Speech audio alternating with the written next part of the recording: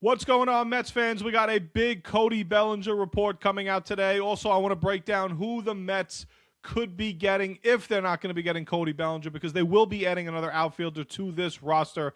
I'm going to give you guys three options that I think are very, very realistic.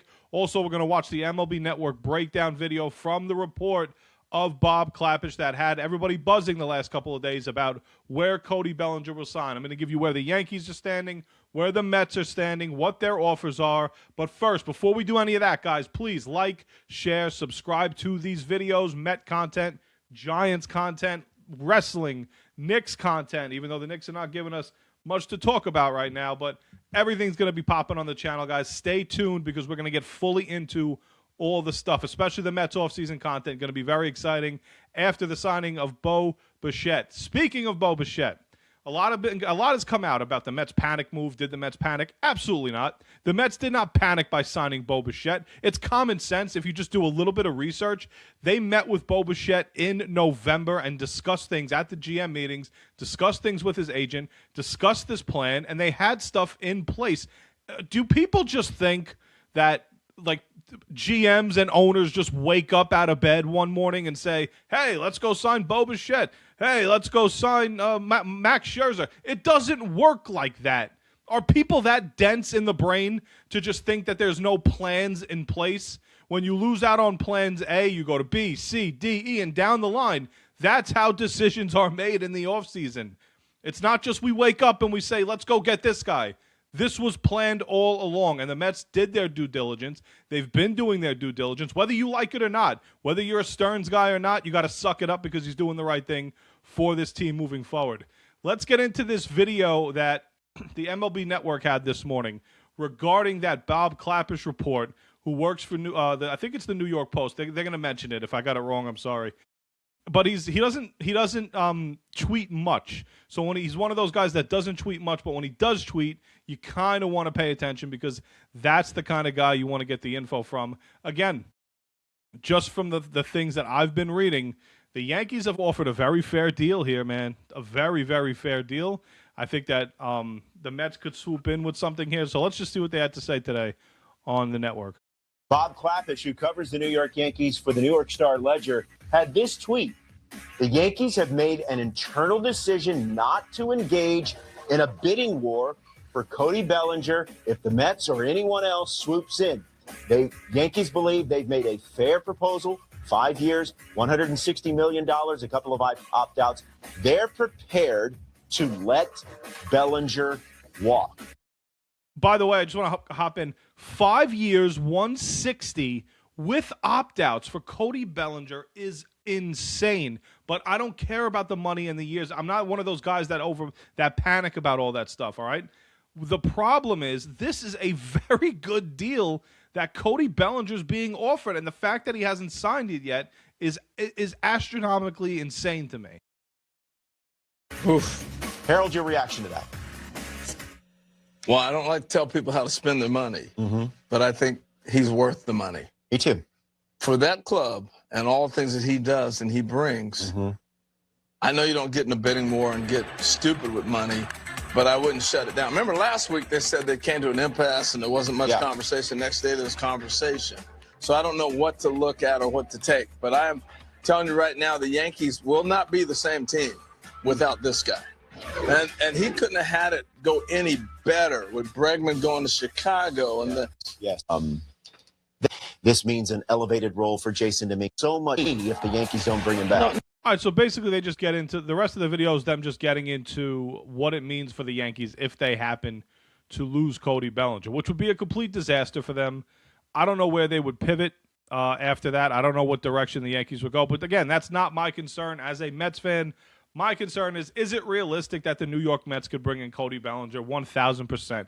I think if you offer him the same short-term, high AAV offer that I've been speaking about, the same thing Bo Bichette got, the same thing Alex Bregman got a year ago, these guys seem to be more prone to signing those deals in the sense where they could have bigger years and cash in, just like Bregman, just like Pete Alonso, just like a lot of these players around baseball.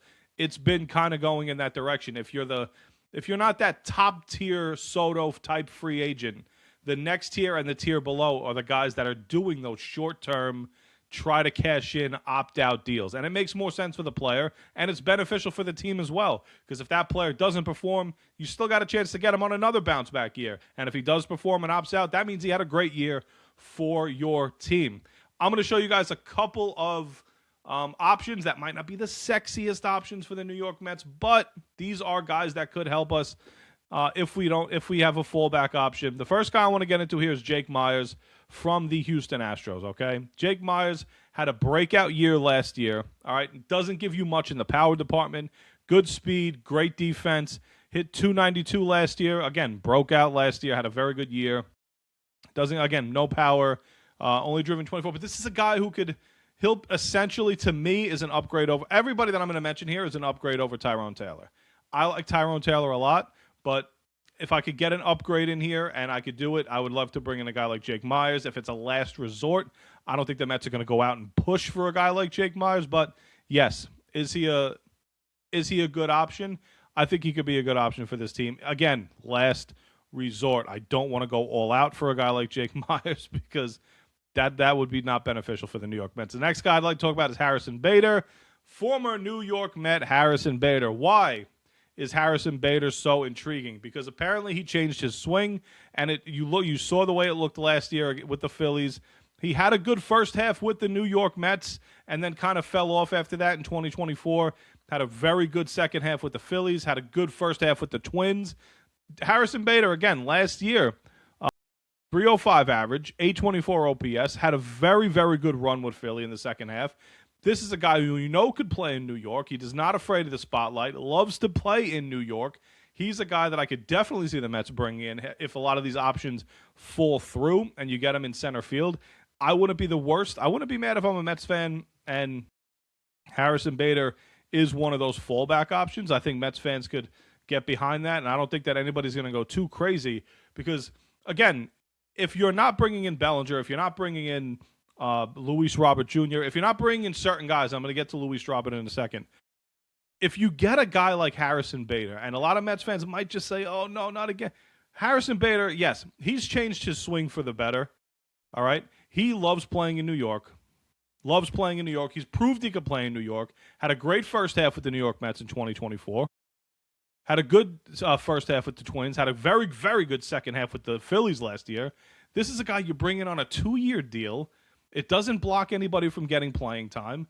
2-year deal. You know what you're getting with Harrison Bader. Again, I'm not talking go out and go get Bader now. There's options out there, and if Bader's a good fallback option, it keeps the flexibility open for the Mets. And Bader wouldn't be the worst signing in the world if you are the New York Mets.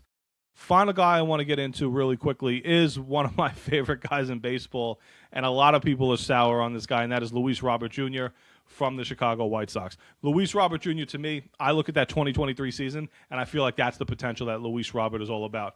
Maybe not to the highest extent, but I truly, truly feel like he could do that on a yearly basis. Lower that a little bit, not 38 jacks a year, not going to do all that, but I think he's a guy who can give you 25 to 30 bombs a year, steal you a ton of bases. This is a guy that has all the 5-tool potential in the entire world, as you see in that 2023 season. I get it. The last 2 years have been injury-riddled, but he's only 28 years old, man. He's only 28 years old. And at 28, I feel like you still could get the guy. You have the options on him, all right? And people sour on Luis Robert Jr.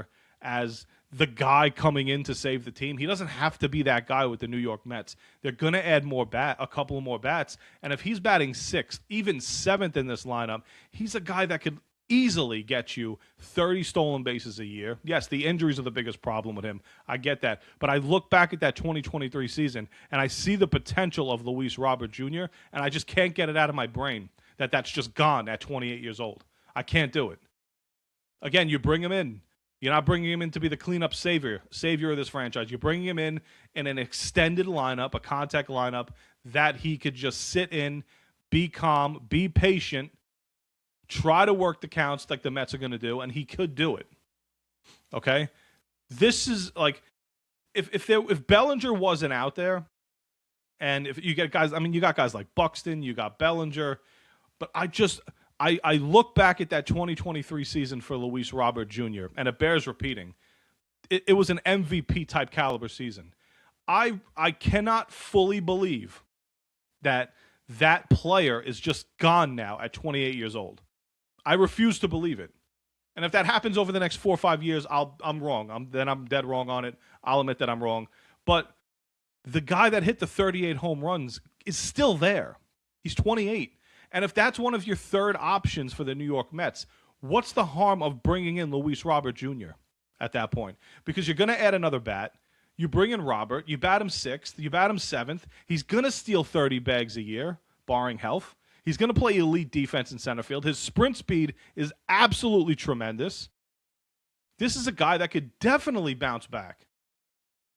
If he's your number one guy, I get it. Mets fans are going to go, no, I don't want to do that. If he's like your third option, that a lot of guys are coming off the board, there's no harm in bringing in a guy with 5-tool potential. At 28 years old, people think his career is over. And I refuse to believe that. Mets fans, if you got this far, who do you guys want? Who do you guys want to bring in? The hot name is Bellinger. Luis Robert, for guys like me, see the potential. Bader, you know what you're getting, safe. Jake Myers, you know what you're getting, safe. Guys like that. We didn't talk about Buxton. Those are other guys. If you guys got this far, please share, like, subscribe. Met content, going to be a hot off season. Getting into spring training in like 5 weeks when pitchers and catchers report is going to be absolutely sick. Check out an interview on the channel I did with Joe Jakes, newest pitcher of the New York Mets. Absolutely great interview. He's an amazing guy. Thank you guys for watching again. See, catch you guys on the next one.